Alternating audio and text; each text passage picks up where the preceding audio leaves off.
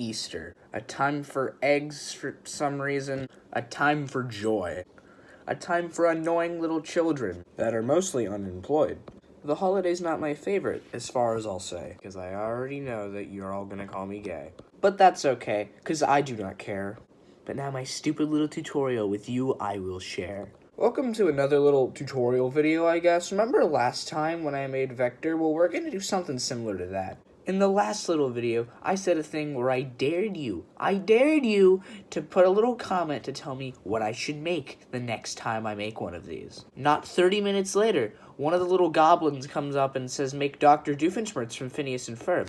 But I'm gonna one-up you. I'm not only gonna make Dr. Doofenshmirtz, but I'm gonna show you how to make Perry the Platypus as well. See, after the kazoo video where I played the Perry the Platypus theme song, it made me think, what if I try making this? Well, once someone else told me to, I know I had to. This time, however, it's gonna be an actual tutorial. I know, it's shocking, isn't it? Because most of the tutorials I make are either semi-telling of what you're gonna do, or they don't make sense at all. So I'm gonna tell you exactly what to do, exactly where to get the stuff, and exactly how to make this.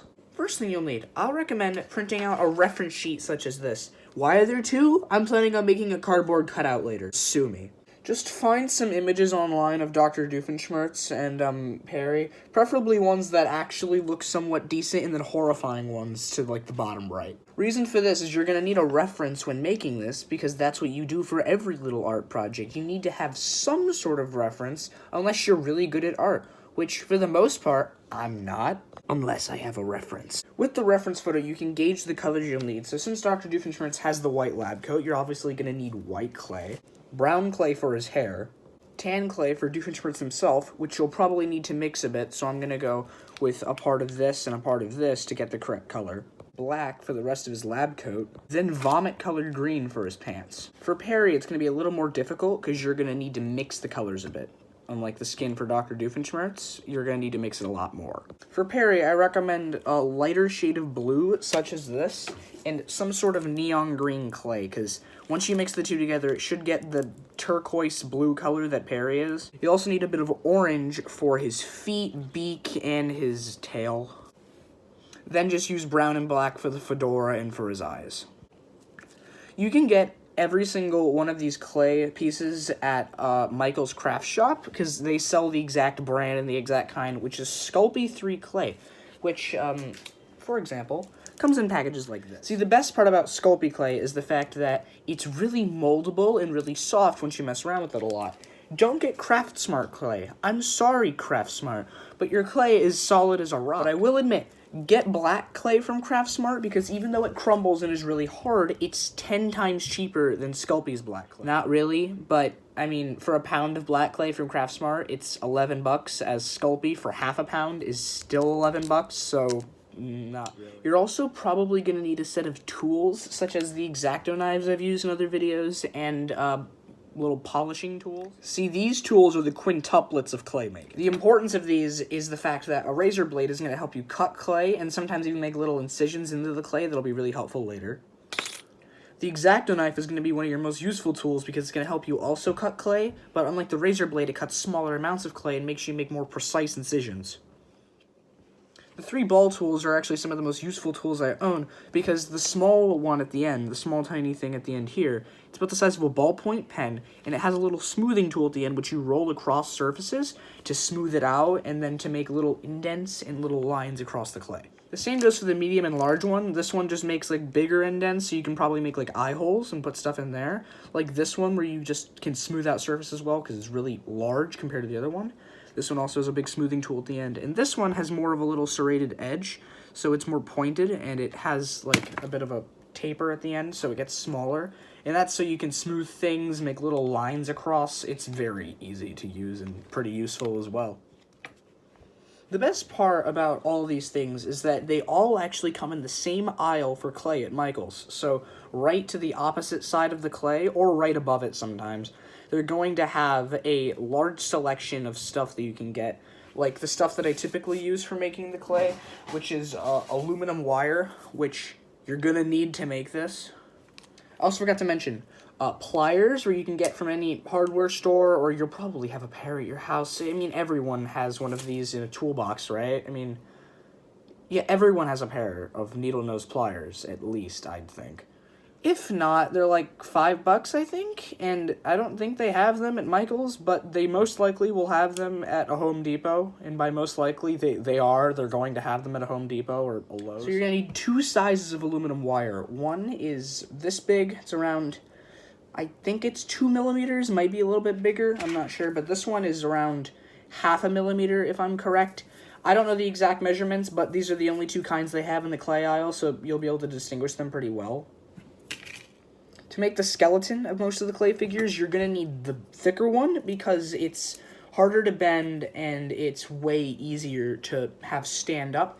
Like, for example, I'm making another thing currently that requires a large armature on the inside, but good part about that is the fact that it all holds up, and then you have no head at the top, which is a piece of metal sticking out, so that's a bit morbid, right? That's why I love making these things.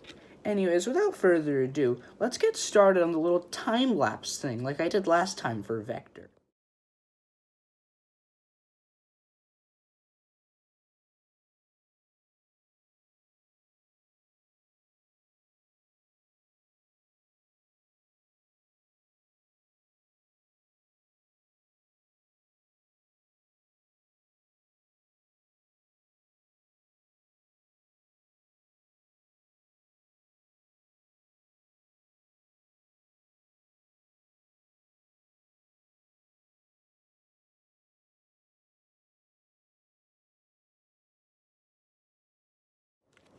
Okay, so hey, look, it's my face. You're not going to see that in many videos, are you? So, the reason that I did this is that the way that this is supposed to look is I'm going to add the other arm later, but this is meant to be this photo. I'm trying to recreate this. So, what this is meant to be is this is supposed to line up with this, and this is supposed to go into Perry through his chin, so it looks weird now, but that's just how it's supposed to look with the armature while I'm making it.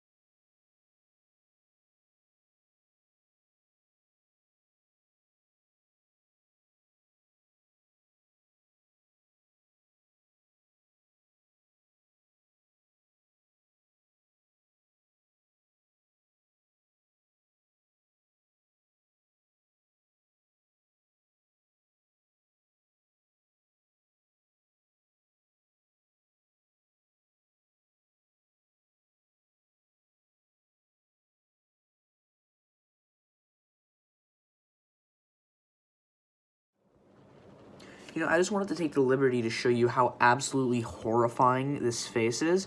Now, I'm aware, but the thing is that once this goes on this is how it's supposed to look, but it's not done yet, so that's why it looks somewhat like an alien creature from some other planet, you know? It happens. But to make it not look like this, what I did was I originally looked at it and then just built it up as I saw it through the image. And then I'm going to fill in this back with more tan clay and then put the eyes, everything else up there.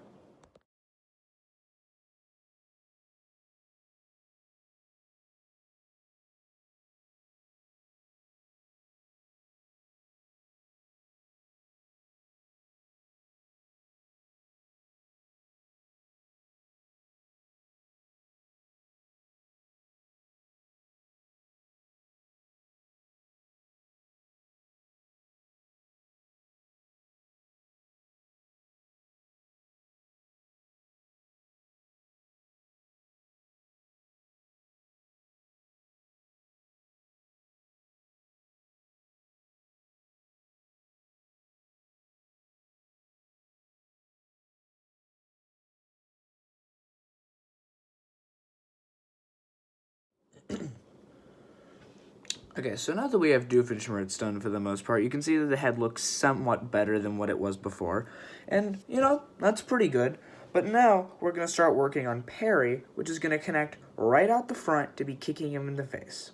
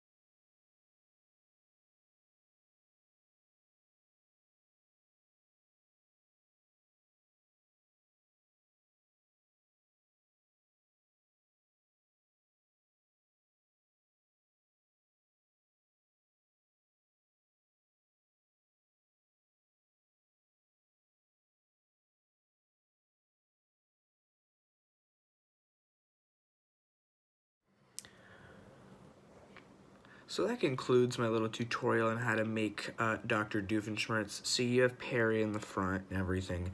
He's kicking him back.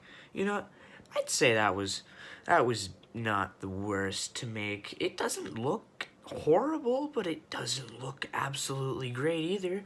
But to be honest, it's like 10 o'clock at night, so not that late, but for making one of these, not the best time to be doing that, but I don't care. I wanted to get it done. And for continuity purposes, I said Easter at the start of the video, so I can't exactly just post it not on Easter, right? That doesn't make sense. Anyways, hope you found that fun. If you try to make this, good luck. Just good luck. Because there was no good camera angles in that. But you know what? In the voiceover, you heard, it explains it all. Have a good night, or morning, or afternoon, or any other day, I don't know. The video didn't upload on Easter because iMovie wanted to act upsetting and didn't upload the video. So that's great. Good night.